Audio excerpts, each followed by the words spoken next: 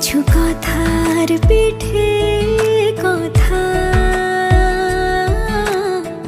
তুমি ছুঁয়ে দিলে মুখরতা, হাসি বিনিময় চোখে চোখে, মনে মনে রয় ব্যাকুলতা। আমায় ডেকো একা বিকেলে, কখনো কোনো ব্যথা পেলে। আমায় রেখো প্রিয় প্রহরে, যখনই মন কেমন করে। কোনো এক রূপ কথার জগতে